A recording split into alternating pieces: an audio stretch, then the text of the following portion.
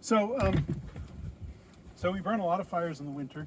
And another tool that we have that my son gave me, our son Michael, who's now in Cal Fire, he gave me a drip torch for Christmas. And I was actually going to go out and start a fire, and I hadn't opened my present. And he said, "Dad, you have to open your present because it's relevant to today." So I opened it, and he showed me how to put it together. And basically, well, I'm going to get dirty if I do this, but you take the top off, and you fill it full of a mixture of diesel and gasoline. And for a cold day, you want a hot mix, so you have a greater ratio of gasoline to diesel. For a hot day with dry fuel, you want a cold mix. You have more diesel and less gasoline. Then there's this curly Q, and I asked Michael what that's for, and he said so that no oxygen can actually go back up and blow up your the Holy whole tank, and you would lose yourself. So I was out, I did a couple of tentative swipes with this, and basically what you do, and I'm not going to point it down because I don't want to get diesel on Roberta's deck, but you dip it into the fire, and this is a wick that heats up and keeps it hot. You dip it into the fire, and then you walk along with the nose down at about a 15-degree angle, dripping fuel, and you can set off, like when I did it with Carol, set off a 40-foot pile of leaves, and you get them all done very quickly. So I was out there, and then Michael took this over. At one point, I had to go tell Vivian, Michael won't let me play with my Christmas present. He wanted to play with it. So this is a really good tool for broadcast burning. And then actually as a door prize for one of our Firewise things, I won this pair of compound clippers. They're Coronas, which I thought was interesting in the year of the coronavirus. They're compound, so with just a little pressure, I can cut my finger off. They're exceedingly powerful and good. They're $39 at Kelseyville Lumber. I think any householder should have a pair of Corona compound clippers. We actually have two of them. Now, creating a defensible space is only part of a fire system. And so I like to think that, well, let me back up and say there are really three parts to dealing with fire in a place like Cobb. You need a defensible space. That is a really nice open space like Roberta has here, where I think you're much more confident now that you've got so much cleared.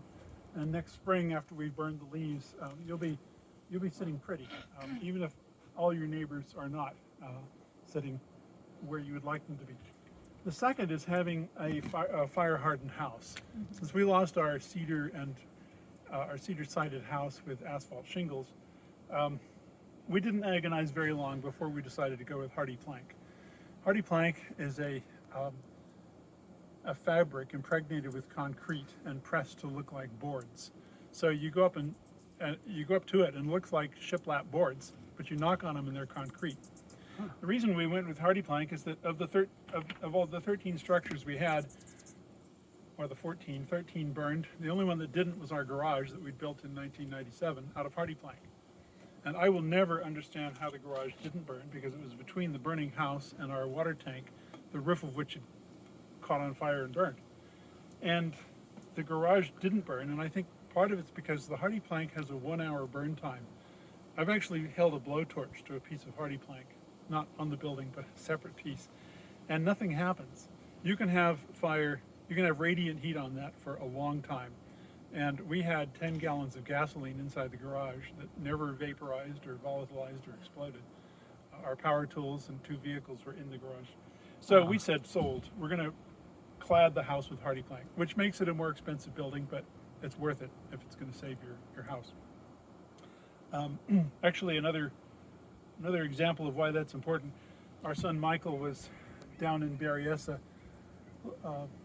Estates last July or August. I think it was August. The lightning started LNU complex, the lightning complex. And Michael was doing structure protection at Berryessa Estates. And he said he was standing there with a hose trained on a house. And about 100 feet down the hill, a brush patch exploded. That it just all caught fire at once. And he said the radiant heat was so powerful that he watched the vinyl siding melt off the house as he was training the hose on it. He said, "Dad, I'm so glad we rebuilt with hardy plank." And I hope that family, they managed to save the house, but I hope they reclad it with hardy plank, not with vinyl. The other thing we decided to go with, and we had a long family discussion about this, was steel versus asphalt. And we decided to go with a steel roof, a raised seam steel roof, which costs 2.5 times as much as an asphalt roof, but it lasts 3 times as long. So basically, it won't even be our sons Michael and Robert and their cousins who are re-roofing it, but their kids.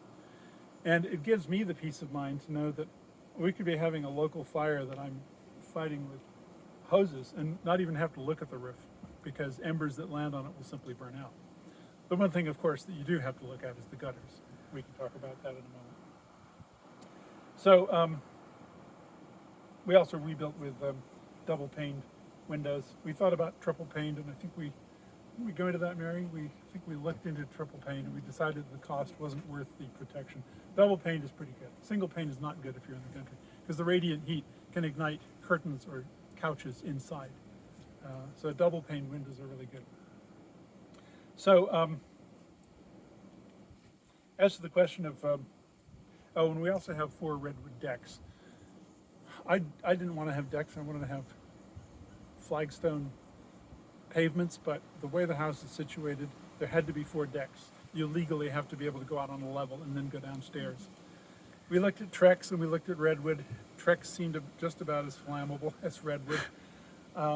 We're still not sure what to do about that, except maybe institute a foam system to foam a redwood deck or stairway as soon as a fire breaks out, which is a difficult proposition if you actually live in Berkeley or Sacramento or Santa Rosa and you don't live here. As to the gutters, I didn't want gutters, but for some reason our builder said we had to have gutters. The main problem with gutters is that they catch leaves. And Jim Wright told me that during the Valley Fire, a house below Carol's house, which hasn't been rebuilt, he had a young guy there, and as the guy came out, Jim said, is there anything around the house and anything going? And he said, no, just a couple of smokes coming out of the gutters. And he said, you lost the house because you don't want your gutters to catch fire.